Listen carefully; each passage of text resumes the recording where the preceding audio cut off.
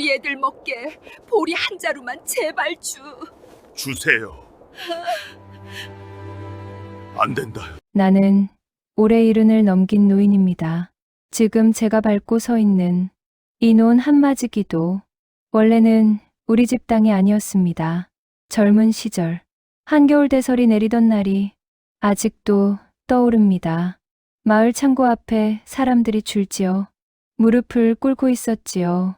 굶어 죽기 전에 곡식 한 대만 돌려달라며 사또가 보낸 아전들 앞에서 어른들도 아이들도 머리를 조아리고 있었습니다.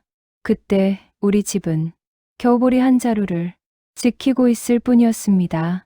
어머니는 그 보리자루마저 빼앗길까 밤새도록 끌어안고 떨고 계셨지요. 그런데 이상한 일이 일어났습니다. 아전이 우리 집 문턱까지 와서는 어딘가에 적힌 글자를 보더니 얼굴빛이 새파랗게 질려 뒤로 물러났던 겁니다. 마치 이 집에 손대면 큰 화를 입을 것처럼 겁을 먹은 눈이었습니다. 그날 밤 어머니는 장롱 가장 깊은 곳에서 누렇게 바랜 종이 한 장을 꺼내 내게 보여주셨습니다. 산신께 바친 맹세와 우리 집안 3대의 운명을 바꿔주겠다는 약속이 붉은 먹으로 또렷하게 적혀있는 문서였습니다. 그때는 몰랐습니다. 그 낡은 종이 한 장이 우리 집뿐 아니라 마을 사람들 운명까지 몽땅 뒤집어 놓을 줄은 말입니다. 이야기를 들려드리기 전에 괜찮으시다면 구독과 좋아요 눌러주시면 감사하겠습니다. 여러분의 손길이 다음 이야기들을 이어갈 가장 큰 힘이 됩니다. 그 이야기를 하려면 먼저 그의 봄으로 돌아가야 합니다. 그때 저는 15이 조금 안 된 마른 소년이었습니다. 우리 집은 마을에서도 가장 아래쪽 개울가에 붙은 초가집이었습니다. 논 한마지기 가진 것도 아니고 여기저기 소작을 나가 남의 논을 갈아주며 겨우 살아가던 집이었습니다. 아침이 오면 새벽 닭이 울기 전에 저는 먼저 물지개를 메고 우물로 갔습니다. 어머니는 부엌아궁에 불을 지피고 보리쌀에 겨 한 줌을 섞어 묽은 죽을 끓이셨습니다. 아버지는 마룻바닥에 앉아 낡은 삿갓끈을 고쳐매며 한숨 같은 기침을 자주 내쉬었습니다. 올해도 군포를 어떻게 마련해야 할지 모르겠군. 아버지가 중얼거리면 어머니는 대답 대신 살짝 고개만 떨구곤 했습니다. 군포와 세금, 소장료까지 내고 나면 우리 식구 입에 들어갈 것은 늘 남은 부스러기뿐이었습니다. 마을 위쪽 산허리에는 작은 산신각이 하나 있었습니다. 낡은 기와 몇 장이 깨져 있고 문설주는 비바람에 반쯤 썩어 있었지만 마을 사람들은 제사 때마다 꼭 그곳에 들렀습니다. 농사가 잘 되게 해달라고, 아이 병을 고쳐달라고, 시집 장가를 잘 보내달라고 사람들이 올릴 수 있는 모든 소원이 그 좁은 신당 안에 마치 안개처럼 쌓여있는 곳이었습니다. 어릴 적부터 저는 그 산신각이 괜히 무서우면서도 왠지 끌렸습니다. 바람이 세게 부는 날이면 기왓장 사이로 휘잉 소리가 났고 대문 사이로는 누군가 저를 지켜보는 것 같은 시선이 느껴지기도 했습니다. 아버지는 평소 산신각 이야기를 잘하지 않으셨습니다. 다만 술에 취한 날이면 가끔 이런 말을 흘리곤 했습니다. 우리 집안은 산의 덕을 입은 집이다. 그러니 함부로 원망하는 말은 입 밖에 내지 마라. 그 말이 무슨 뜻인지 어릴 적 저는 알지 못했습니다. 그해 봄, 논에 모를 내리기 전날이었습니다. 어머니가 새벽부터 이상하게 분주하게 움직이셨습니다. 행주치마를 단단히 동여매고 쌀을 한 대쯤 헹군 뒤 작은 대접에 곱게 담아 놓으셨습니다. 그리고 장독대 뒤에서 오래 묵은 술단지를 하나 꺼내 조심스럽게 옷자락 안에 숨기셨습니다. 얘야, 오늘은 너 혼자 밭에 나가지 말고 잠깐 산길을 같이 가자. 어머니가 그렇게 말씀하신 날은 살면서 손에 꼽을 만큼 적었습니다. 저는 고개를 끄덕이며 어머니 뒤를 따라 나섰습니다. 산길은 평소보다 유난히 조용했습니다. 새소리도 멀리서만 들리는 것 같았고 숲 사이로 불어오는 바람 소리만 옷깃을 스치는 느낌이었습니다. 어머니는 산신각 앞에 이르러 먼저 신당마당을 깨끗이 쓸었습니다. 그런 다음 쌀과 술을 올리고 무릎을 꿇고 오래도록 절을 하셨습니다. 저는 신당 문턱에 서서 어머니 등을 바라보았습니다. 어깨가 조용히 떨리는 것 같았습니다. 얼마나 지났을까요? 어머니가 마침내 일어나셨습니다. 눈가가 붉어져 있었지만 굳이 묻지는 않았습니다. 산길을 내려오는 동안 어머니는 한동안 말이 없었습니다. 그러다 문득 제가 모르는 이야기를 꺼내셨습니다. 너도 이제 산 날이 짧지 않으니 한 가지는 알고 있어야겠다. 어머니의 목소리는 평소보다 조금 낮고 단단했습니다. 우리 집안은 이 동네에 뿌리를 내린 지 벌써 3대가 넘었다. 여기에 처음 자리를 잡을 때 너희 할아버지가 이 산에 큰 약속을 하나 올렸었다. 저는 살짝 걸음을 늦추며 어머니 옆으로 다가섰습니다. 무슨 약속인데요? 어머니는 잠시 산을 한번 돌아보더니 천천히 말을 이었습니다. 우리는 절대 남의 피땀을 빨아먹으며 살지 않겠다는 약속.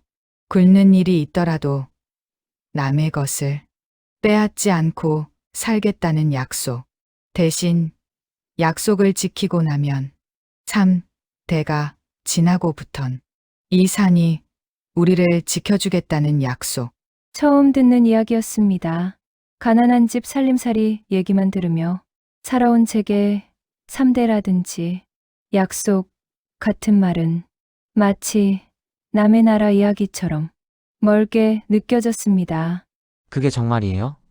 제가 조심스레 묻자 어머니는 씁쓸하게 웃으셨습니다. 믿고 안 믿고는 내 마음이지만 어쨌든 너희 할아버지는 그날 이후로 사또가 내리는 부역이 아무리 심해도 남의 창고를 터는 일은 한 번도 하지 않으셨다. 그 말 속에는 말하지 못한 고생이 한가득 묻어있는 듯 했습니다.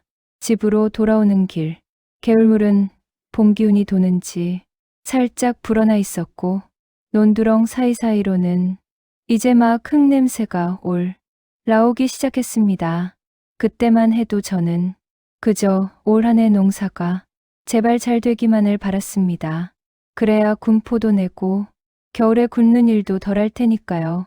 하지만 그해 여름부터 조짐이 이상해지기 시작했습니다. 비가 와야 할 때 하늘은 멀뚱멀뚱 말라 있었고 기껏해야 소나기 몇 번 허공을 스치듯 지나갈 뿐이었습니다. 논바닥은 갈라지고 벼이삭은 마르기 시작했습니다. 마을 어귀에서는 어른들이 모여 낮은 목소리로 수군거렸습니다. 이러다 군포를 또 어떻게 내나? 사또가 가만히 있지 않을 텐데. 올 가을에는 아전들이 직접 내려와 창고를 털어갈 거라는 소문이야. 그 말을 듣는 순간 저는 아까 어머니가 하신 말이 떠올랐습니다. 산신각에 올린 약속, 3대를 살려주겠다는 산. 하지만 당장 제 눈앞에 보이는 것은 갈라진 논바닥과 마른 벼뿐이었습니다. 며칠 뒤 어느 새벽 마을 입구에서 북소리가 요란하게 울렸습니다. 짙은 먼지 속에서 관청 깃발이 펄럭이고 말을 탄 아전들과 창을 든 군졸들이 줄지어 내려오고 있었습니다. 관아에서 분부가 내려왔으니 각 집집마다 곡식 자루를 싹 조사하겠다. 창고와 부엌은 하나도 숨김없이 열어야 한다. 아전의 목소리가 차갑게 마을을 울렸습니다. 그때 저는 개울가에서 물지개를 메고 그 장면을 보고 있었습니다. 머릿속에 한 가지 생각이 번개처럼 스쳤습니다. 우리 집엔 보리자루 하나뿐인데, 그리고 그 순간에도 산허리 위 산신각은 아무 일도 모른다는 듯 안개 속에 조용히 서 있었습니다. 그날 저녁 어머니가 장독대 뒤를 돌아 장롱 가장 깊은 곳을 여실 때까지는 저도 몰랐습니다. 우리 집에 이미 오래전부터 이날을 위해 준비된 한 장의 종이가 숨 쉬고 있었다는 사실을요. 어머니는 장독대 뒤에 몸을 숨기듯 돌아서더니 낡은 장롱 맨 아래 서랍을 조심스럽게 열었습니다. 그 서랍 안쪽에는 겉옷과 호치부리 대충 개어들어 있는 줄만 알았는데, 어머니 손이 바닥을 더듬어 내려가자 툭 하는 소리와 함께 나무판 하나가 살짝 들려 올라갔습니다. 저는 숨을 죽였습니다. 어머니 저런 데가 있었어요. 어머니는 대답 대신 손가락으로 조용히 입가를 짚으셨습니다. 나무판 아래에서 헌 보자기 하나가 조심스럽게 올라왔습니다. 보자기를 풀자 속에서 누렇게 빛이 바랜 종이 묶음이 천천히 모습을 드러냈습니다. 먹은 이미 많이 옅어졌지만 붉은 인주로 찍힌 도장 하나만은 이상하리만치 선명했습니다. 어머니는 종이 가장 위에 놓인 한 장을 떼어 마룻바닥 위에 펼쳐 보이셨습니다. 이게 뭔지 아니? 저는 허리를 굽혀 종이를 들여다보았습니다. 굵고 힘있는 글씨로 이런 문장이 적혀 있었습니다. 이 산 아래 서씨 집안 3대가 사는 동안 남의 곡식을 빼앗지 아니하면 산은 그 집안을 굶어 죽게 하지 아니하리라. 글 아래에는 산주샨조의 물은 약속이라는 제목 같은 글이 붉은 글씨로 쓰여 있었습니다. 그리고 그 옆에 제가 처음 보는 모양의 붉은 도장이 하나 찍혀 있었습니다. 사또의 인장처럼 반듯한 글씨도 아니고 장터에서 보는 가게 도장처럼 이름이 적힌 것도 아니었습니다. 언뜻 보면 산등성이 같은 선이 둥글게 겹쳐진 모양이었습니다. 어느 봉우리에서는 나무 같은 것이 자라고 있는 것처럼 보였고, 어느 골짜기에서는 물줄기 같은 것이 흘러내리는 것 같았습니다. 도장 하나 속에 작은 산 하나가 다 들어있는 듯한 느낌이었습니다. 이건 누구의 도장이에요? 제가 조심스레 묻자 어머니는 잠시 입술을 깨물더니 낮게 말씀하셨습니다. 네, 할아버지가 산이 찍어준 도장이라고 하셨다. 헛소리처럼 들렸습니다. 제가 고개를 갸웃거리자 어머니는 조금 더 길게 이야기를 들려주셨습니다. 네, 할아버지가 젊었을 적, 이 동네에 처음 들어와 개울가 자리에 움막을 지으셨다. 그때도 지금처럼 가뭄과 부역이 겹쳐 많은 이들이 남의 창고를 털고 길 위로 나앉을 때였지. 어머니는 종이 위 글자를 손끝으로 천천히 쓸어내렸습니다. 배가 고파 남의 보리자루를 들고 나오려다가도 문득 산을 올려다 보고는 도리어 손을 떼셨다고 한다. 이 손으로 훔친 것을 먹고 살다 보면 나중에 대가가 더 클 것이다. 그 생각이 갑자기 머릿속에서 떠나지 않으셨다더라. 그래서 할아버지는 대신 산으로 올라가 산신각 앞에 엎드려 하루 종일 절만 하셨다고 했습니다. 남의 것을 훔치지 않는 대신 정말 굶어 죽게 되는 한이 있어도 자기 손으로 죄를 짓지 않게 살려달라고 빌었다고 했습니다. 해가 3번은 기울었을 즈음 할아버지가 실신하듯 신당마당에 쓰러졌는데, 눈을 떴을 때 산신각 문턱에 이 종이 묶음이 올라와 있었다는 겁니다. 누가 가져다 놓았는지, 어디서 온 것인지 끝내 알지 못하고 돌아가셨다. 어머니는 굽은 손가락으로 도장다리를 살며시 눌렀습니다. 다만 한 가지는 평생 지키셨다. 남의 곡식에 손대면 이 종이는 그냥 종이가 된다. 산이 쓴 약속도 우리 손이 먼저 더러워지면 아무 소용이 없다. 그래서인지 할아버지는 평생 머슴처럼 남의 논밭을 갈아주면서도 창고를 터는 일은 늘 말리셨다고 했습니다. 그 덕인지 내 아버지가 어릴 적에도 배를 골긴 했어도 굶어 죽는 날은 단 한 번도 없었다. 어머니의 눈빛이 잠시 제 얼굴을 깊게 더듬었습니다. 내가 알 나이가 됐으니 이제는 이 약속을 너도 같이 지켜야 한다. 저는 종이 위 글자를 다시 한 줄씩 읽어 내려갔습니다. 남의 곡식을 빼앗지 아니하면 굶어 죽게 하지 아니하리라. 글을 읽을수록 가슴 한가운데에서 이상한 뜨거움과 서늘함이 함께 올라왔습니다. 밖에서는 벌써 아전들이 옆집 창고 문을 여는 소리와 곡식 자루를 끌어내리는 소리가 간간히 들려왔습니다. 어머니, 제가 마룻바닥에 손을 짚고 몸을 앞으로 내밀었습니다. 그럼 우리 집 곡식이 모자란데도 군졸들이 가져가겠다고 하면 그때도 이 약속을 지켜야 돼요? 어머니는 잠시 눈을 감고 있었습니다.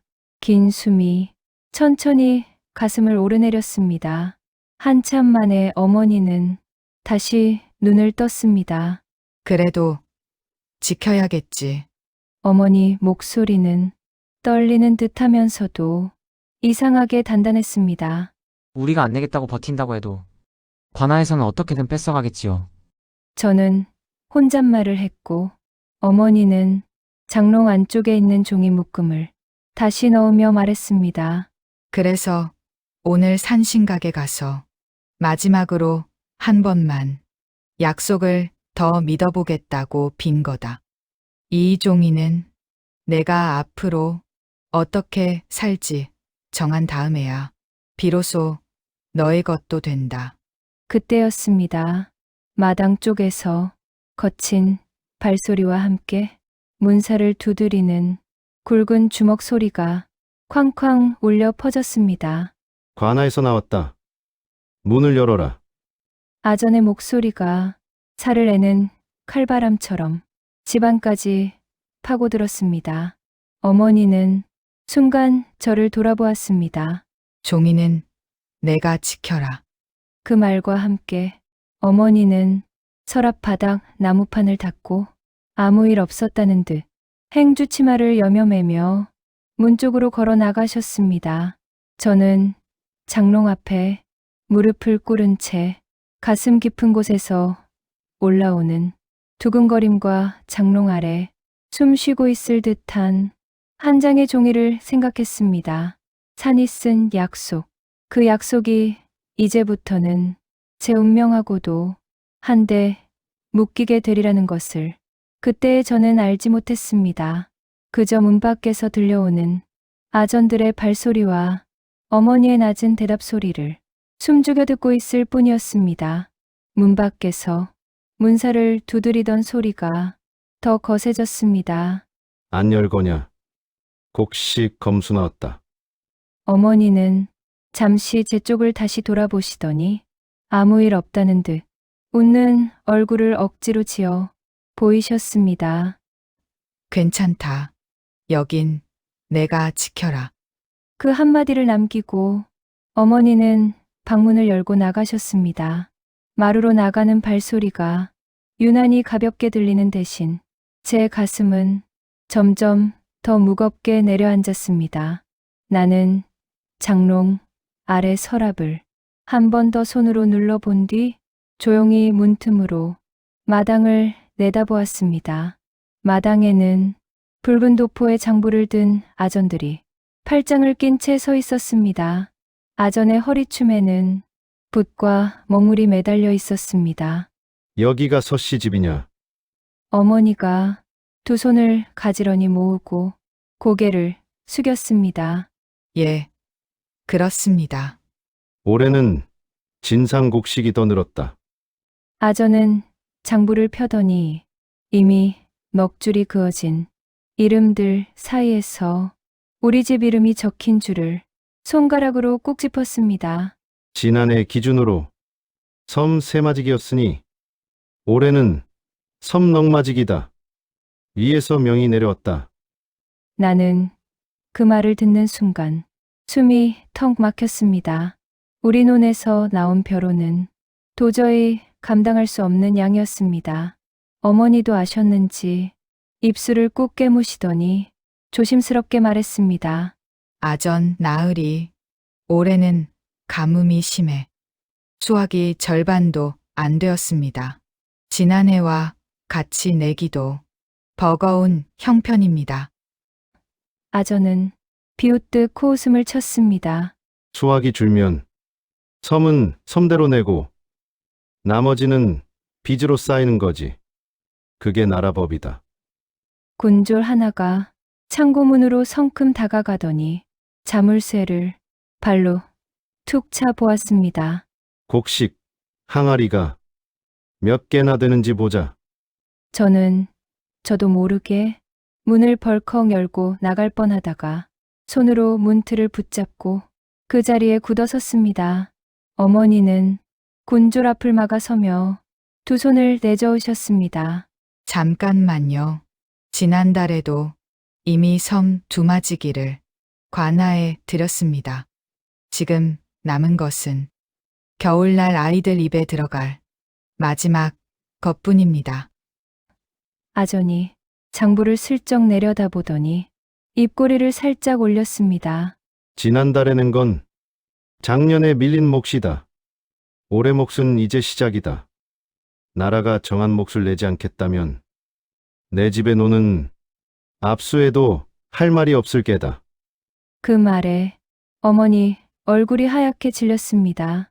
잠시 침묵이 흘렀습니다. 저는 장롱 뒤에서 손에 쥔 손톱이 살을 파고들 만큼 힘을 주고 있었습니다. 그때 어머니가 아주 낮은 목소리로 말했습니다. 나으리, 남의 곡식을 빼앗아 채우는 목까지 저희에게 씌우지는 말아 주십시오. 아전의 눈이 잠깐 가늘어졌습니다. 무슨 소리냐? 어머니는 장독대 너머 논이 내려다 보이는 쪽을 한번 슬쩍 바라보셨습니다. 아시지 않습니까? 주인 없는 땅에서 몰래 추수해온 곡식들을 여기저기 이름 없는 집에 섞어 넣는 일들 말입니다. 아전의 입가에 순간 굳은 기색이 스쳤습니다. 군졸들도 슬쩍 서로의 눈치를 보았습니다. 어머니는 고개를 더 숙이며 말을 이었습니다. 저희는 남의 곡식에는 어떤 일이 있어도 손을 대지 않고 살았습니다. 굶을지언정 말입니다. 남의 것을 훔쳐 창고를 채운 적은 단 한 번도 없습니다. 그러니 저희 몫이 아닌 곡식까지 저희 장부에 얹지 말아 주십시오. 아전의 얼굴이 붉게 달아올랐다가 다시 차갑게 식었습니다. 이 늙은이가 어디서 들은 소문을 가지고 감히 관아 이를 입에 올리나. 나는 그 말을 듣는 순간 어머니가 아까 산신각에서 무릎을 꿇고 있던 모습과 장롱 속 산주 물은 약속이라는 글자가 한꺼번에 떠올랐습니다. 남의 곡식을 빼앗지 아니하면 어머니는 그 말을 지키려고 지금 이 자리에 서 계신 것 같았습니다. 아전은 잠시 생각에 잠긴 듯 턱을 쓸어내리더니 혀를 찼습니다. 좋다. 그리 억울하면 곡식 대신 사람을 내놔라. 어머니가 깜짝 놀라 얼굴을 들었습니다. 사람이라니요. 아전은 주변을 둘러보다가 마루 끝에 조심스럽게 서 있던 저를 손가락으로 가리켰습니다. 저놈, 등짝은 넓고 팔다리는 멀쩡해 보이는구먼. 관아에서 며칠 동안 역원품을 써야 하니 그 놈을 보내라. 그러면 올해 늘어난 목 섬 한마지기는 봐주겠다. 어머니의 시선이 천천히 제게로 돌아왔습니다. 순간 어머니의 눈동자에 수십 가지 생각이 한꺼번에 스쳐 지나가는 것이 보이는 듯했습니다. 저는 가슴이 철렁 내려앉으면서도 어느새 앞으로 한 발 내딛고 있었습니다. 제가 가겠습니다. 제 목소리는 생각보다 떨리지 않았습니다. 집에 남은 곡식이 지켜질 수 있다면 며칠 품파는 것쯤은 감당할 수 있었습니다. 어머니의 손이 행주치마를 꼭 움켜쥐었습니다. 하지만 끝내 고개를 천천히 끄덕이셨습니다. 그럼 아이를 함부로만 대하지 말아 주십시오. 아저는 입꼬리를 비틀며 웃었습니다. 우리는 나라이만 시킬 뿐이다. 꾀부리면 몽둥이가 나갈 것이고 시킨 대로 하면 목숨은 건질 것이다. 그 말과 함께 포졸이 다가와 제 팔에 거친 손을 얹었습니다. 따라와라. 마당을 나서며 나는 마지막으로 집 안쪽을 한번 돌아보았습니다. 장독대 뒤편, 낡은 초가 지붕 아래 장롱이 있는 방 창호가 작게 빛나고 있었습니다. 종이는 내가 지켜라. 어머니의 말이 머릿속에서 맴돌았습니다. 하지만 지금 나는 집을 떠나고 있었습니다. 산이 쓴 약속은 과연 남아있는 종이에만 적힌 말일까요? 아니면 지금 이 순간 내 발걸음에도 어딘가 보이지 않는 줄을 걸어두고 있는 걸까요? 마을 어귀를 지나 관아 쪽으로 향하는 길은 이미 해가 기울어 긴 그림자가 산비탈을 타고 내려오고 있었습니다. 산등성이 위로 까마귀 몇 마리가 천천히 돌며 울어댔습니다. 그 울음소리가 마치 누군가 멀리서 중얼거리는 말처럼 들렸습니다. 남의 것을 빼앗지 말아라. 빼앗기는 것도 쉽게 여기지 말아라. 나는 고개를 저으며 걸음을 재촉했습니다. 바람이 등 뒤에서 한번 세게 불어 허리춤에 찬 헝겊 주머니를 스쳤습니다. 주머니 안에서 서늘한 종이 느낌 같은 것이 살짝 손끝에 닿았습니다. 집을 나서기 전 어머니가 몰래 쥐어준 작은 종이 조각. 그 안에는 약속을 잊지 말 것. 내 글자가 어머니 손으로 적혀 있었습니다. 그 글자를 떠올리는 순간 멀리서 관아 기와지붕이 보이기 시작했습니다. 그리고 그 관아 창고에서 이상한 일이 벌어지고 있다는 소문이 이미 마을 사람들 입을 통해 은밀히 흘러나오고 있다는 사실을 그때의 저는 아직 알지 못했습니다. 그 소문이 우리 집에 내려온 사내 계약서와 곧바로 맞닿아 있을 거라는 것도요. 관아 기와지붕이 점점 가까워질수록 주머니 안종이 조각이 손등에 자꾸만 스쳤습니다. 약속을 잊지 말 것. 짧은 내 글자가 마치 돌멩이처럼 가슴 한쪽을 눌렀습니다. 관아 대문 앞에는 이미 몇 사람의 품꾼들이 줄을 서 있었습니다. 해진 솜두루마기와 갈라진 고물의 손. 다들 저와 다르지 않은 얼굴이었습니다. 문 앞 포졸이 명부를 들여다보며 이름을 불렀습니다. 다음 서씨 집 머슴. 저는 앞으로 나가 두 손을 가지런히 모았습니다. 예, 저입니다. 포졸이 제 얼굴을 한번 훑어보더니 코웃음을 쳤습니다. 등짝이 넓은 게 품은 좀 쓰겠구먼. 그 옆에 서 있던 아전 하나가 명부를 넘기다가 제 성씨를 보는 순간 잠깐 눈길을 멈추는 것이 느껴졌습니다. 서자, 붓끝으로 한번 가볍게 긁적이는 소리가 났습니다. 아전은 아무 일 없다는 듯 몸을 돌려 안쪽을 가리켰습니다. 저쪽 마당으로 들어가게. 관아 마당은 겨울볕에 말라붙은 흙먼지가 발 아래에서 버석거렸습니다. 우물가 한켠에는 장작더미가 쌓여 있었고 뒤편으로는 낡은 기와장이 겹겹이 쌓인 창고와 초라한 행랑채가 붙어 있었습니다. 저에게 떨어진 일은 처음에는 장작 나르기였습니다. 저녁밥을 짓는 부엌으로 장작꾸러미를 들고 오르내리기를 서너 번 했을 때쯤 함께 품팔이를 나온 사내 하나가 작게 중얼거렸습니다. 여긴 좋게 말해 여건품이고 실은 죄인품이지요. 그 말에 주변 사람들이 슬쩍 웃는 것 같다가도 곧바로 입을 다물었습니다. 점심때가 지나고 나서는 관아 뒤쪽 변소터와 창고 주변을 치우라는 심부름이 떨어졌습니다. 관아 뒤쪽으로 돌아가자 앞마당과는 다른 냄새가 코끝을 찔렀습니다. 흙과 곰팡이 섞인 냄새에 낡은 종이 썩는 냄새가 희미하게 섞여 있었습니다. 창고 앞 흙바닥에는 사람 발자국 사이로 어디서 본 듯한 모양의 자국이 희미하게 섞여 있었습니다. 둥글게 눌린 가운데와 네 갈래로 퍼진 발가락 자국, 멧돼지 발자국과도 어딘가 비슷한 모양이었지만 사람 발처럼 길게 찍힌 부분도 섞여 있는 것 같았습니다.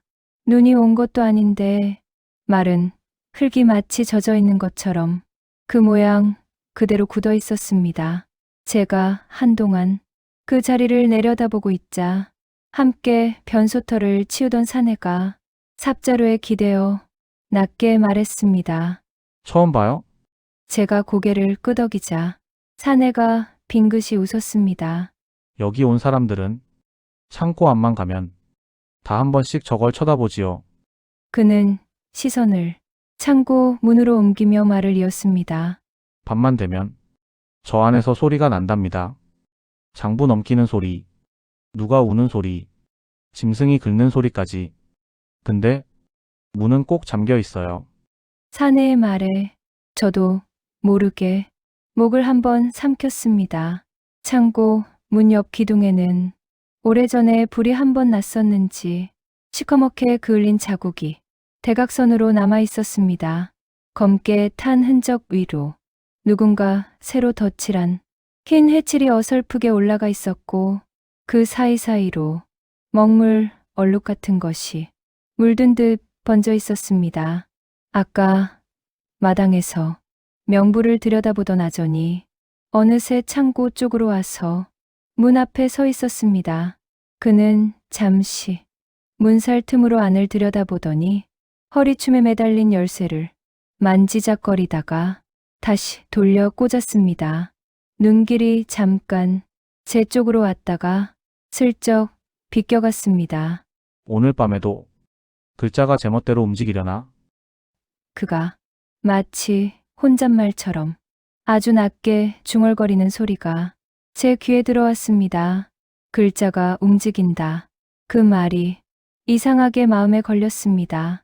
저녁 무렵이 되자 품꾼들은 행랑채 마른 집 위에 각자 자리를 잡고 누웠습니다. 저는 잠이 쉽게 오지 않아 행랑채 마루 끝에 앉아 관아 뒤편 산의 그림자를 바라보았습니다. 해가 완전히 지자 관아 담장 너머 산등성이 위로 옅은 안개가 올라왔습니다. 주머니 안에 종이 감촉이 다시 손끝에 닿았습니다. 약속을 잊지 말 것. 어머니 글씨가 다시 떠올랐습니다. 남의 곡식을 빼앗지 말 것. 산주와의 약속을 가볍게 여기지 말 것. 그 뜻을 어머니는 이미 알고 계셨던 걸까요? 잠시 후 행랑채 안쪽에서 누가 코를 골기 시작하며 웅웅 울리는 숨소리가 밤 공기에 섞였습니다. 그런데 그 소리 사이로 창고 쪽에서 아주 얇은 마찰음 같은 것이 섞여 들려왔습니다. 종이를 넘기는 소리처럼도 들리고 젖은 천을 끌어당기는 소리처럼도 들리는 묘한 소리였습니다. 바람 때문이려니 애써 넘기려 했지만 몸이 저도 모르게 차갑게 굳어졌습니다. 그때 옆에 누웠던 늙은 품꾼 하나가 눈을 뜨지도 않은 채 낮게 중얼거렸습니다. 또 시작이구먼. 산 윗자락 특당 문서가 밤마다 제 자리를 찾아서 나오는 게라지. 그 말은 노인의 꿈속에서 하는 말인지 정신이 반쯤 깨서 하는 말인지 분간이 되지 않았습니다. 하지만 이상하게도 그 순간 떠오른 건 산허리 위는 함부로 팔지 말 것. 언젠가 어른들 술상 옆에서 스치듯 들었던 말이었습니다. 어릴 적 어디선가 그 말을 들은 기억이 창고에서 새어나오는 낮은 소리와 겹쳐졌습니다. 관아 뒤편 산줄기는 어둠 속에서 더 커 보였습니다. 오늘 날 어머니가 주인 없는 곡식까지 우리 이름에 얹지 말아달라고 했던 말이 관아 창고안 문서들과 알지 못할 방식으로 이미 얽혀 있을지도 모른다는 생각이 서서히 머리 한켠을 파고들었습니다. 그날 밤 저는 끝내 깊이 잠들지 못한 채 종이 넘기는 소리와 어디선가 나는 울음소리 같은 것을 엉켜 들으며 긴 겨울밤을 버티고 있었습니다. 다음 날 아침 관아 마당에는 서리빨이 하얗게 내려 있었습니다. 밤새 뒤척이느라 눈꺼풀이 무거웠지만 품꾼들을 깨우는 포졸의 발소리는 갇혀 없었습니다. 일어나라. 오늘은 창고 안도 치워야 한다. 그 말을 듣는 순간 제 가슴이 한번 철렁 내려앉았습니다. 어제 밤 깊은 어둠 속에서 들리던 종이 긁히는 소리와 늙은 품꾼의 중얼거림이 다시 떠올랐기 때문입니다. 산 윗자락 땅 문서가 밤마다 제 자리를 찾아 나온다. 저는 주머니 속 종이 조각을 한번 쥐었다 펴며 작게 숨을 골랐습니다. 약속을 잊지 말 것. 어머니 글씨가 손바닥 안쪽에서 서늘하게 느껴졌습니다. 창고 문이 열리자 먼지와 곰팡이 섞인 냄새가 훅 올라왔습니다. 안쪽에는 곡식 자루가 쌓인 칸과 장부와 문서 꾸러미가 차곡이 쌓인 칸이 나뉘어 있었습니다. 포졸이 말했습니다. 곡식 자루는 두 놈이 같이 나르고 저기 문서들은 글자를 좀 아는 놈이 치워라. 아전이 곁에서 장부를 넘기다가 슬쩍 제 쪽을 보며 물었습니다. 너 글자는 좀 아느냐?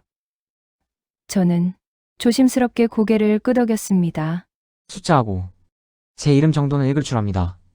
어릴 적 마을 서당의 훈장이 잠깐 머물던 때 문 밖에서 기웃거리는 저를 보고 마당 끝에 세워놓고 낙엽의 글자를 쓰며 가르쳐 주신 적이 한두 번 있었기 때문입니다. 아전이 입꼬리를 올려 웃었습니다. 그 정도면 됐다. 문서 꾸러미 먼지나 털고 찢어진 곳 있으면 나한테 가져와라. 저는 곡식 자루를 나르는 품꾼들과 떨어져 창고 안쪽인 문서더미 쪽으로 발걸음을 옮겼습니다. 창고 안은 밖보다 훨씬 어두웠습니다. 작은 창으로 들어온 빛이 먼지 사이로 흩어졌고 나무 선반 위에는 낡은 장부와 묶인 종이 뭉치들이 뒤섞여 쌓여 있었습니다. 가장 아래쪽에는 표지가 누렇게 바랜 두꺼운 장부가 하나 놓여 있었습니다. 겉표지에는 머머현 문서 대장이라는 희미한 글자가 남아 있었습니다. 그 위쪽에는 종이가 더 희고 먹물 냄새가 아직 남은 새 장부들이 포개져 있었습니다. 저는 손에 묻은 흙을 옷에 한번 닦아낸 뒤 먼저 가장 위의 새 장부부터 조심스럽게 들어 올렸습니다. 장부 안쪽에는 마을 이름과 사람 이름, 논밭 넓이와 내야 할 곡식 섬수가 줄줄이 적혀 있었습니다. 눈앞에서 작아 보이는 줄마다 가슴이 콕콕 찔리는 것 같았습니다. 서이장 집, 서씨 집 머슴, 글자 옆에 적힌 곡식 섬수를 보는 순간 어머니가 마당에서 아정과 맞서던 장면이 다시 떠올랐습니다. 지난해 기준섬 새맞이기, 올해는 넉맞이기. 저는 손가락으로 우리 집 이름이 적힌 줄을 살짝 짚어보았습니다. 논 새맞이기. 그 옆에 작은 글씨로 무언가 덧붙어 있었습니다. 산허리밭 한맞이기, 산허리밭. 저는 그 글자를 보는 순간 심장이 쿵 내려앉는 느낌이었습니다. 우리 집에는 산허리밭이 없었습니다. 산허리 위 땅은 조상 대대로 팔지 말 것, 빌려도 이름을 올리지 말 것, 그렇게 말해온 땅입니다. 어른들이 술상머리에서 수없이 했던 말이었습니다.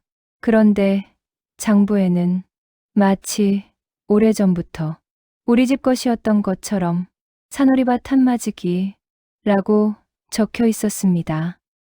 저는 눈을 한번 감았다 뜨고는 아래쪽 낡은 장부를 조심스럽게 꺼내 들었습니다.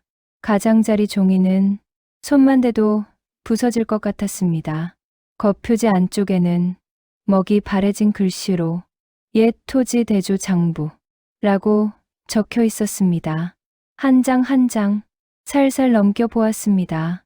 그 안에는 지금은 이름이 사라진 옛 문중 이름들과 지금보다 훨씬 넓은 산줄기 그림이 거칠게 그려져 있었습니다. 한쪽 구석에 익숙한 글자가 눈에 들어왔습니다. 서가 쉬자. 그 옆에는 작은 글씨로 이렇게 적혀 있었습니다. 산허리 위밭 두마지기는 산주샨조의 땅으로 하고 사람 이름을 쓰지 말 것. 저는 손끝이 떨려 그 부분을 한 번 더 훑어보았습니다. 분명히 옛 장부에는 사람 이름을 쓰지 말 것이라고 적혀 있었는데 새 장부에는 그 땅이 우리 집 이름으로 올라가 있습니다. 어머니가 장독대 너머 논을 보며 말하던 목소리가 귓가에서 다시 들리는 것 같았습니다. 주인 없는 땅에서 몰래 추수한 곡식을 여기저기 이름 없는 집에 섞어 넣는 일들. 그 말과 아전이 밤마다 창고를 기웃거리며 했다는 소문이 서서히 하나로 이어졌습니다. 글자가 제멋대로 움직인다. 어쩌면 글자가 제멋대로 움직이는 것이 아니라 누군가가 산 허리 땅의 주인을 자기 입맛대로 옮겨졌고 있는 것일지도 모른다는 생각이 들었습니다. 그때였습니다. 거기서 뭐 하느냐? 창고 입구 쪽에서 아전의 목소리가 들렸습니다. 저는 화들짝 놀라 장부를 급히 덮었습니다. 찢어진 데 없나 보라 하지 않았느냐? 아전이 느릿느릿 안으로 걸어 들어왔습니다. 그의 시선이 제가 쥐고 있는 낡은 장부와 바닥에 펼쳐둔 새 장부를 번갈아 훑어보았습니다. 잠시 동안 묵직한 침묵이 흘렀습니다. 아전의 눈썹이 아주 조금 움직이는 것이 보였습니다. 옛 장부는 괜히 들춰볼 거 없다. 그는 제 손에서 낡은 장부를 빼앗듯 받아들고 선반 가장 안쪽 먼지 쌓인 곳으로 휙 밀어 넣었습니다. 그러고는 새 장부를 톡톡 털어 제게 던지다시피 건넸습니다. 너는 이것만 보면 된다. 위에서 정한 대로 써 있는 것만 믿으면 되는 게다. 그 말투에는 어딘가 불필요하게 힘이 들어가 있었습니다. 저는 고개를 숙이며 작게 대답했습니다. 예, 나으리. 아전이 돌아서려다 말고 다시 입을 열었습니다. 서씨 집 머슴. 내 어미가 한 말은 입 밖으로 옮기지 마라. 주인 없는 곡식이니 뭐니 하는 소리. 말이다. 괜한 말했다가는 산이 아니라 사람이 먼저 노할 게다.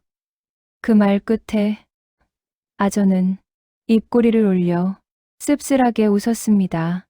세상 일은 글자를 쓰는 자가 정하는 법이다. 산이 무슨 도장을 찍어 주겠느냐? 그 웃음은 스스로도 완전히 믿지 못하는 사람의 얼굴처럼 보였습니다. 아전이 나가고 창고 안에 다시 저 혼자만 남았을 때 저는 조심스럽게 새 장부를 한 번 더 펼쳐 보았습니다. 산허리밭 한마지기 글자 옆에 적힌 곡식 섬수를 보며 어머니가 관아에 더 내라는 목 앞에서 입술을 깨물던 모습을 떠올렸습니다. 만약 옛 장부에 적힌 대로라면 산허리밭은 애초에 사람 이름이 올라가선 안 되는 땅입니다. 그런데 누군가는 그 이름 자리에 우리 집을 올려놓았습니다. 남의 곡식을 빼앗지 말 것, 산주와의 약속을 가볍게 여기지 말 것, 어머니가 산신각에서 빌던 말과 지금 제 손에 들린 장부가 서로 다른 길을 가리키고 있습니다. 주머니 안쪽에서 종이 조각이 살짝 구겨지는 느낌이 났습니다. 저도 모르게 그 위를 꽉 쥐었습니다. 약속을 잊지 말 것. 그것은 산과의 약속이기도 했지만 이제는 무엇이 잘못되어 있는지 눈을 감고 모른 채 하지 말라는 어머니의 말처럼 느껴졌습니다. 그날 저녁 행랑채 집더미에 누워서도 제 머릿속에는 옛 장부에 적힌 작은 글씨 한 줄이 계속해서 떠올랐습니다. 산허리 위밭 두마지기는 산주의 땅으로 하고 사람 이름을 쓰지 말 것. 그리고 장부에 새겨진 굵은 글씨 한 줄이 겹쳐졌습니다. 산허리밭 한마지기 서씨 집 둘 사이 어딘가에서 보이지 않는 줄 하나가 살며시 당겨지고 있다는 느낌이 들었습니다. 그 줄 끝에 우리 집 장롱 속 산주 물은 약속이라는 종이와 관아, 창고 안, 검게 그을린 기둥이 서서히 서로를 향해 다가가고 있는 것만 같았습니다. 그날 밤 관아 행랑채 지붕 위로 비가 내리기 시작했습니다. 처음엔 서거기는 바람 소리인 줄 알았는데 곧이어 지붕 기왓장 사이로 빗방울이 굵게 떨어지는 소리가 섞였습니다. 잠자리에 누운 품꾼들은 골골거리며 몸을 뒤척였습니다. 에이 또 비냐? 이러다 논두렁 또 터지겠구먼. 저는 집더미 속에서 눈만 뜬 채 누워 있었습니다. 머릿속에는 낡은 장부에서 본 글자들이 한자 한자 떠다니고 있었습니다. 산허리 위밭 두마지기는 산주의 땅으로 하고 사람 이름을 쓰지 말 것. 그리고 새 장부에 적힌 산허리밭 한마지기 서씨 집 두 글 사이에서 무언가 팽팽하게 당겨지는 느낌이 들었습니다. 어머니가 산신각 앞에서 남의 곡식을 빼앗지 않게 해 주십시오. 빌던 모습이 눈앞에 겹쳐졌습니다. 그때였습니다. 창고 쪽에서 둔탁하게 무언가 떨어지는 소리가 들렸습니다. 쿵. 이어 나무가 긁히는 소리가 길게 이어졌습니다. 저는 자리에서 반쯤 몸을 일으켰다가 다시 누워 귀만 세웠습니다. 행랑채 쪽으로 누군가 걸어오는 기척이 들리더니 문이 벌컥 열렸습니다. 야, 서씨 머슴, 포졸의 목소리였습니다. 일어나. 비가 새서 창고 안쪽이 젖는다. 문서부터 옮겨야겠다. 저는 헐레벌떡 몸을 일으켜 겉옷을 걸쳤습니다. 행랑채 문을 나서자 찬 빗줄기가 얼굴을 후려쳤습니다. 마당 흙바닥에는 빗물이 괴어 있었고 창고 지붕 한켠에서는 빗물이 한 줄기 폭포처럼 쏟아져 내리고 있었습니다. 창고 문을 열자 안은 축축한 습기로 가득했습니다. 나무 기둥 한쪽에서는 빗물이 타고 내려와 문서 더미 쪽 선반 아래로 뚝뚝 떨어지고 있었습니다. 포졸이 욕을 했습니다. 이놈의 지붕. 몇 번이나 고치자고 했건만. 그는 곡식 자루로 옮기라며 다른 품꾼 둘을 불러냈고 저에게는 손가락으로 문서 있는 쪽을 가리켰습니다. 너는 저기 장부부터 살펴라. 젖어서 글자가 번지기 전에. 저는 가슴이 철렁 내려앉았습니다. 낡은 장부가 있는 곳도 바로 그 선반 근처이기 때문이었습니다. 선반 아래 바닥에는 이미 물웅덩이가 생겨 있었습니다. 윗칸에 있던 새 장부 몇 권이 삐뚤게 기울어져 모서리가 물에 닿아 있었습니다. 저는 서둘러 그 장부들을 들어 올려 마른 자리에 옮겨 놓았습니다. 장부를 펼쳐보니 몇몇 글자에 먹물이 번져 있었습니다. 이름과 숫자들이 마치 누군가 손가락으로 문지른 것처럼 희미해져 있었습니다. 그중 한 권에서 익숙한 글자를 발견했습니다. 서씨 집, 우리 집 이름이 적힌 줄이었습니다. 그 줄의 끝부분, 산호리밭 한 마직이라는 글자 옆에 빗물이 뚝뚝 떨어져 먹물이 번지고 있었습니다. 산허리라는 두 글자만 유난히 번져 둘레가 얼룩처럼 퍼져나가고 있었습니다. 마치 그 부분만 누군가 일부러 지우려 하는 것처럼 보였습니다. 저는 손등으로 물기를 살짝 닦아 보았습니다. 번진 먹물 아래에서 희미하게 다른 글자 자국이 얼룩처럼 드러나 보였습니다. 원래 적혀있던 글자를 위에서 한 번 더 덧칠한 듯한 모습이었습니다. 글자가 제멋대로 움직인다.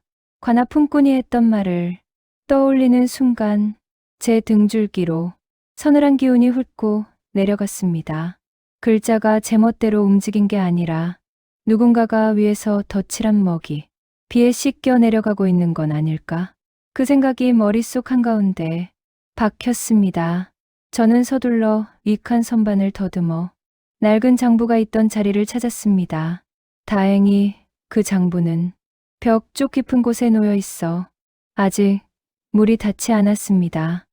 하지만 기둥을 타고 내려온 물줄기가 조금 더 길어지면 곧 그 장부까지 휩쓸어 버릴 것처럼 보였습니다. 저는 포조를 돌아보았습니다. 그는 곡식 자루를 옮기느라 창고 밖에서 다른 품꾼들에게 고래고래 소리를 지르고 있었습니다.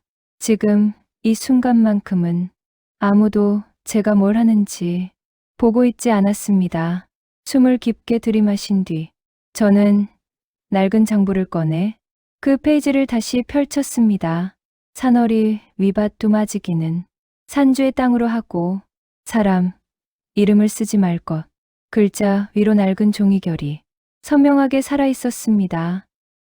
저는 주머니, 속어머니 쪽지를 떠올리며 손끝에 힘을 주었습니다.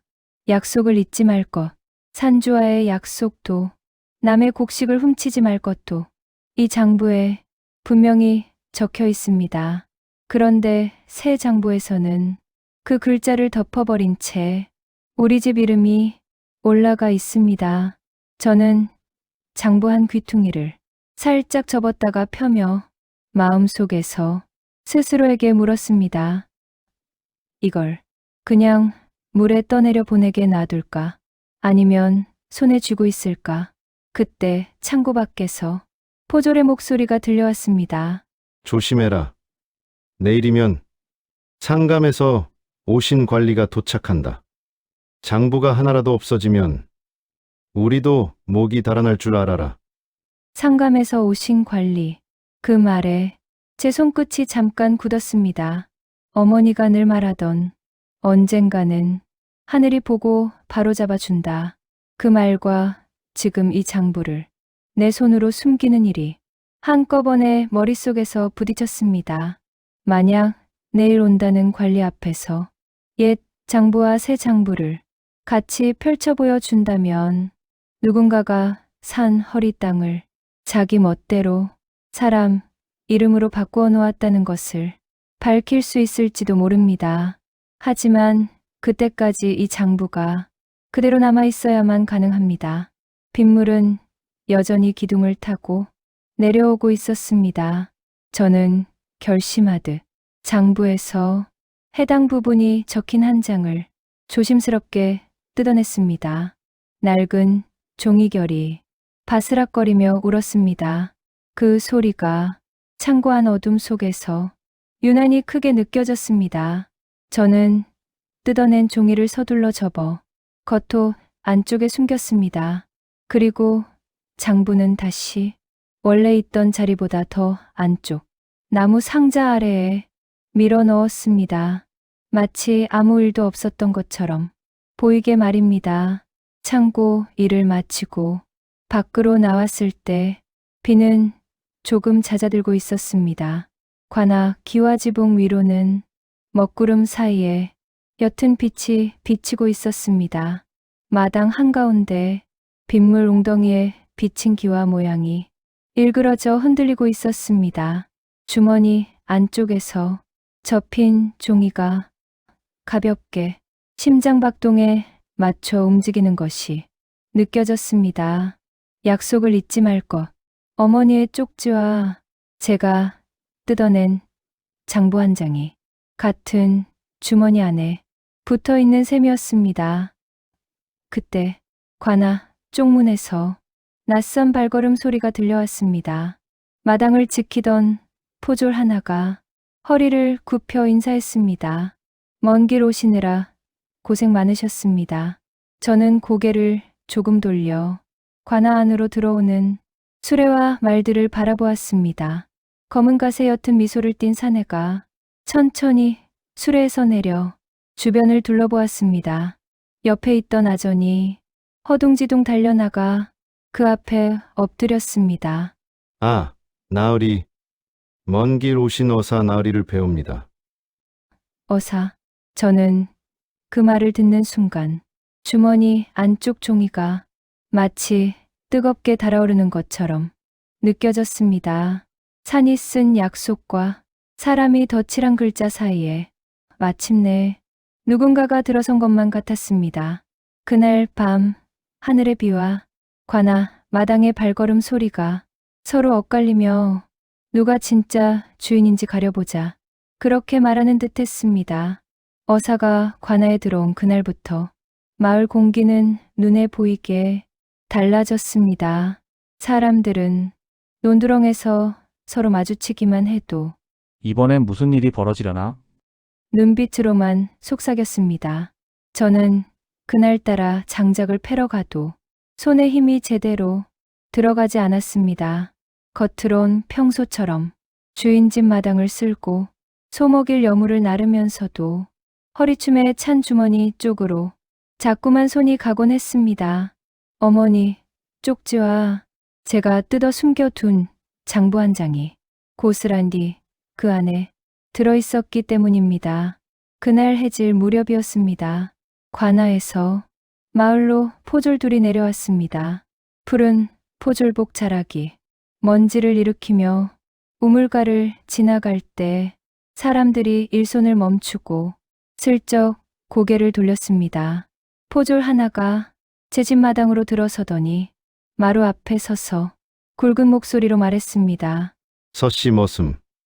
관아에서 부른다. 저는 삽자루를 내려놓고 옷깃을 고쳐 여몄습니다. 어머니는 잠시 제 눈을 똑바로 보시더니 아무 말 없이 제 손등을 한번 꼭 잡아주셨습니다. 그 손길만으로도 해야 할 일은 너도 알고 나도 안다는 말이 다 전해지는 것 같았습니다. 관아 마당에 들어서니 평소보다 사람이 훨씬 많았습니다. 소작 농부들 머슴들, 멀리서 온 상인들까지 모두가 대청 앞에 모여 무릎을 꿇고 있었습니다. 대청 마루 윗자리에 어사가 앉아 있었고 그 옆에는 이 고을 원님과 아전들이 줄지어 늘어서 있었습니다. 어사의 눈빛은 차갑지도 뜨겁지도 않았습니다. 그저 한 사람 한 사람을 끝까지 살펴보는 눈 같았습니다. 마당 가장자리에 저도 자리를 잡고 무릎을 꿇었습니다. 어사가 천천히 입을 열었습니다. 이 고을 장부를 살펴보니 몇 해 전부터 산허리 땅이라 적힌 곳들에 사람 이름이 오르내리기 시작했다. 원래는 아무 이름도 적지 말라 한 자리라 들었다. 사람들 사이에서 웅성거림이 일었습니다. 저는 그 말을 듣는 순간 심장이 한번 크게 뛰었습니다. 어사는 옆에선 아전을 돌아보았습니다. 이 장부를 쓴 자가 누구냐? 아전은 서둘러 허리를 숙였습니다. 소인입니다. 나으리. 전임 원님께서 남기신 장부를 그대로 이어 적었을 뿐이옵니다. 어사는 그의 손에 들린 새 장부를 받아 앞장부터 천천히 넘겼습니다.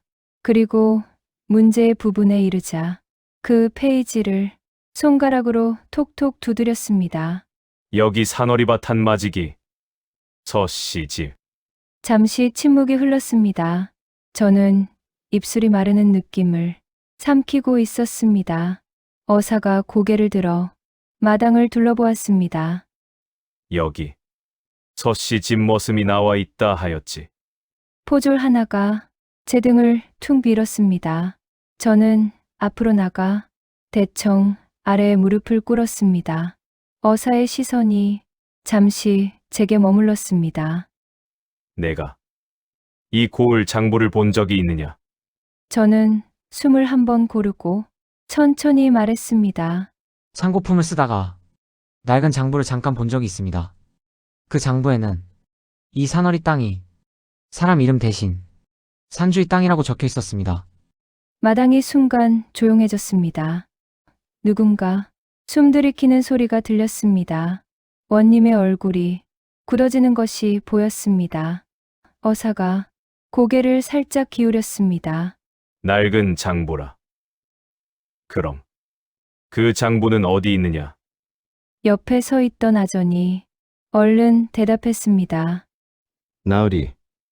몇 해 전 큰 비에 창고가 한번 잠겨 오래된 장부들이 많이 상했사옵니다. 지금은 남은 것이 어사가 눈썹을 살짝 치켜 세웠습니다. 비가 장부를 삼켜버렸다. 그 말이냐? 아전은 식은땀을 흘리며 고개를 연신 숙였습니다. 저는 그 모습을 보면서 주머니 속 장부 한 장의 감촉을 더 또렷이 느꼈습니다. 지금이 아니면 다시는 기회가 오지 않겠어. 어깨가 떨렸지만 어머니의 쪽지, 약속을 잊지 말 거지. 마치 등 뒤에서 저를 떠밀어 주는 것 같았습니다. 저는 조심스럽게 손을 들어 제 가슴께를 가리켰습니다. 나으리, 감히 말씀 올리겠습니다. 낡은 장부에서 뜯겨나간 한 장이 제게 있습니다. 마당 여기저기서 웅성거림이 더 커졌습니다. 원님의 얼굴이 벌겋게 달아오르는 것이 보였습니다. 어사의 눈빛이 조금 더 깊어졌습니다. 앞으로 가져와 보아라. 저는 떨림을 참고 두 손을 모아 겉옷 안쪽에서 접어두었던 종이를 꺼냈습니다. 비에 젖었다 말라 군데군데 얼룩진 낡은 종이었습니다.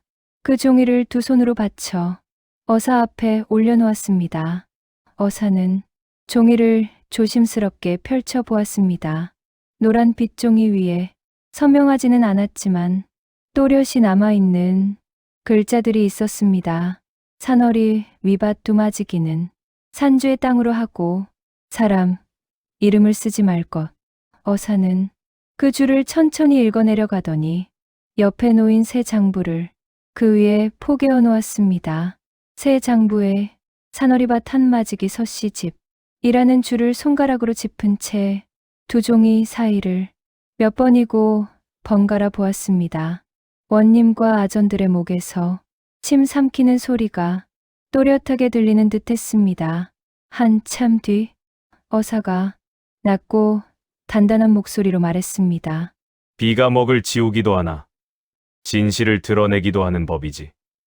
낡은 장부는 물에 닿지 않았고 새 장부의 글자는 비에 번져 속에 감춰진 덫을 드러냈다. 그 말은 마치 산에서 흘러내린 빗물이 사람이 덧칠한 거짓을 씻어냈다는 뜻처럼 들렸습니다. 마당 한켠에서 누군가가 조심스럽게 입을 열었습니다. 나으리, 산어리 밭은 예전부터 누구의 것도 아니었습니다. 우리 마을 사람들은 그 자리를 산신밭이라 부르며 아무도 제 논이라고 우기지 않았습니다. 허리가 굽은 노인이었습니다. 그는 지팡이에 몸을 의지한 채 숨을 고르며 말을 이었습니다. 배가 고파오. 그 밭에서 난 곡식은 늘 절반은 절에 내고 절반은 굶주린 이들에게 나누었습니다. 그게 옛날부터 내려오던 산주와의 약속이었습니다. 산주와의 약속이라는 말이 제 귀에 박혔습니다. 어사는 그 노인을 향해 가볍게 고개를 끄덕였습니다. 그리고는 원님을 향해 시선을 돌렸습니다. 이 장부에 언제부터 사람 이름이 오르내렸느냐? 원님은 입술 끝을 떨다가 애써 평정을 유지하려는 얼굴로 대답했습니다. 전임 원님 때부터였을 것입니다. 소인 역시 장부가 그런 줄 알고 지켜보기만 했을 뿐이옵니다. 어사는 종이를 한번 탁 접었습니다. 그 소리가 대청 위에 울려 퍼졌습니다. 전임 원님이 죽은 뒤에도 이 장부는 계속 쓰여왔다. 덧칠된 글자의 흔적이 그것을 말해준다. 산의 땅을 사사로이 나누어 가진 자는 여기 앉아있는 자들 중 누군가일 것이다. 그 순간 하나전의 어깨가 눈에 띄게 들썩였습니다. 주머니에서 무언가를 꼭 쥔 손이 덜덜 떨리는 모습이 마당에서도 보일 만큼이었습니다. 어사의 눈빛이 그에게 꽂혔습니다. 장부를 쓴 손은 숨기기 어렵지. 먹줄이 흔들린 자리마다 손에 욕심이 따라가니까. 말은 조용했지만 대청 위 공기는 칼날처럼 서늘해졌습니다. 그날 오후 늦게까지 어사는 장부를 한 줄 한 줄 짚어가며 마을 사람들의 증언을 하나도 빠뜨리지 않고 들었습니다. 저는 필요할 때마다 창고에서 다른 장부를 가져다 주고 옆에서 조용히 서 있기만 했습니다. 그러나 마음 한켠에서는 산신각 앞에서 두 손 모으고 있던 어머니의 모습과 눈보라 속멧돼지 발자국 대신 이번에는 빗물 자국이 남긴 글자들이 계속 겹쳐 보였습니다. 해가 기울고 관아 마당에 긴 그림자가 드리울 무렵 어사는 마침내 판결을 내렸습니다. 산어리 밭은 이 고을 어느 집의 것도 아니다. 옛 장부에 적힌 대로 다시 산주의 땅이라 쓰고 앞으로는 그 소출을 가난한 이들에게 나눌 것이다. 또한 그 땅을 사사로이 나누어 자기 집 이름을 올린 죄는 관아 아전에게 있다. 덜덜 떨고 있던 아전이 그 자리에서 쓰러지듯 엎드렸습니다. 원님의 얼굴도 새파랗게 질려 있었습니다. 어사는 사람들의 시선을 잠시 제게로 옮겼습니다. 서씨 머슴, 내 집 이름이 부당하게 올라가 있던 것을 알게 되었을 것이다. 그럼에도 이 장부를 숨겨 나오지 않고 어사 앞에 내어놓았다. 부당한 이익보다 약속을 먼저 택한 셈이다. 저는 얼굴이 화끈 달아올랐습니다. 그저 두 손만 깊이 모은 채 머리를 숙였습니다. 어사는 조용히 말을 이었습니다. 산이 쓴 약속은 사람이 써놓은 글자보다 길다. 그걸 잊지 않고 지킨 자의 집에 언젠가는 다른 복이 찾아갈 것이다. 그 말은 제게 하는 말이면서도 마당에 모인 모든 사람들에게 들려주는 말 같았습니다. 관아 일을 마치고 집으로 돌아오는 길, 산등성이 위에는 비가 그친 뒤의 구름 사이로 희미한 별빛이 하나둘 떠올라 있었습니다. 마을 어귀를 지날 때 저 먼 산허리 쪽이 눈에 들어왔습니다. 그 자리는 언제나처럼 어둡고 조용했습니다. 하지만 이상하게도 그날만큼은 그 어둠 속에서 누군가가 낡은 장부 한 장을 조용히 넘겨보는 소리가 어디선가 들려오는 것 같았습니다. 집 마당에 들어서자 어머니가 문간에 서 계셨습니다.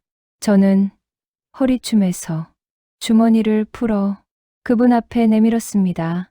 어머니, 쪽지와 장부 한 장이 들어있던 그 주머니였습니다. 이제 장부는 어사에게 넘어갔고 주머니 안에는 쪽지 한 장만이 남아 있었습니다. 어머니는 조용히 그 쪽지를 꺼내 펴보시더니 내 글자를 한 번씩 더듬어 읽으셨습니다. 약속을 잊지 말 것. 그러고는 저를 바라보며 아주 작게 웃으셨습니다.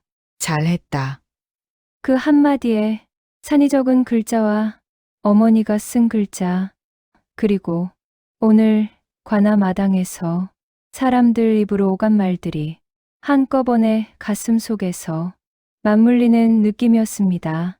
그날 밤 잠자리에 누워 눈을 감자 빗물에 번진 장부 글자들이 천천히 새 모양으로 변해 산허리 위로 날아가 앉는 꿈을 꾸었습니다. 그 새가 꼬리를 털 때마다 남의 것을 빼앗지 말아라. 약속을 잊지 말아라. 그 두 마디가 긴 메아리처럼 계속 들려오는 꿈이었습니다.